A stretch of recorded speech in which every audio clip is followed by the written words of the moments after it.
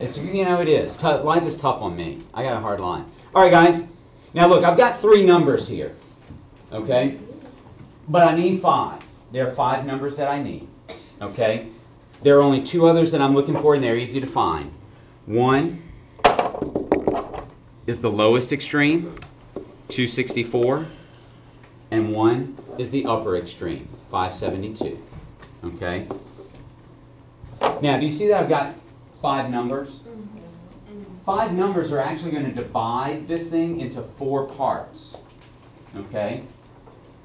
Now, what we do from this is we take a number line, and we need the number line to go, we need it to go from the lowest extreme to the upper extreme.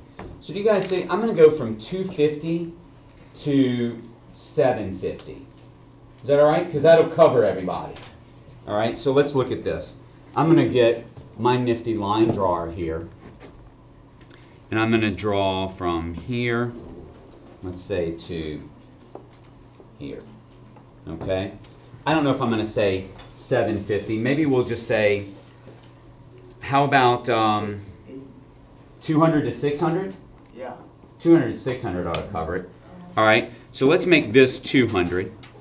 I'm going to make this 600. All right, so there's 400 between them. That means that right dead in the center is going to be 400, right? Right here between these two is going to be 300. Between these two are going to be 500. Okay? Does everybody see I just drew a number line there? Yep. Now what I'm going to do is I'm going to take the 5 numbers that they've given us. You know what? I need to see the median. It's 452, isn't it? All right? And I'm going to plot them. The lower extreme was 264. Do you guys agree that that's about right there? That's 264, right? Because this is about 250. Okay. The next number is 370. Okay, well, 370 is going to be way up here. All right, I'm going to put a dot here, and I'm going to write 370 below it. You see how we're spreading the numbers out? And then 452, that's going to be about right there. Okay, 452. And then 459, man, that's right after it, like right there. I'm going to write 459 sort of below it so they don't get squashed up together.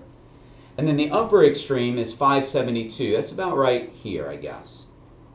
Okay. 572. Then I'm going to connect all of these points. I'm going to draw a line right through them. Okay?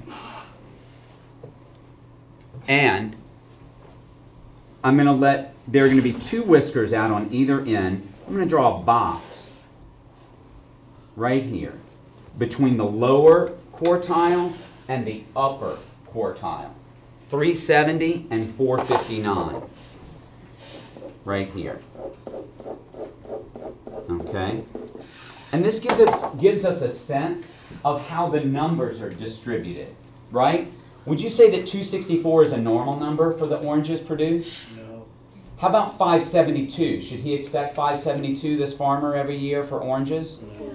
No. No. Right? Where are the bulk of the numbers? Where are the bulk of the numbers, Alberta? 370 through 452. 370 through 452, 459, really. Okay? There's a lot more between 450, I mean, right around 450 to 460, right? Because those numbers are close together. That means there are a lot of numbers in there. It's dense. Okay?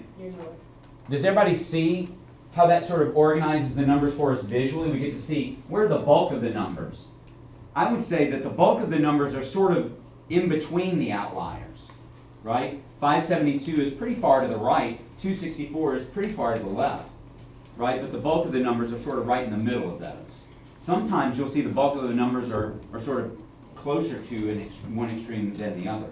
Yeah, what you got, Confirm? So you just draw the box around like the condensed spots? Yeah, you'll see, well no, not around the condensed spots. Do you see that it's the quartiles, this is sort of the first, the smallest one, I mean the lowest quarter, and then this is the second quarter, not quartile but quarter, this is the third, and then the fourth out here,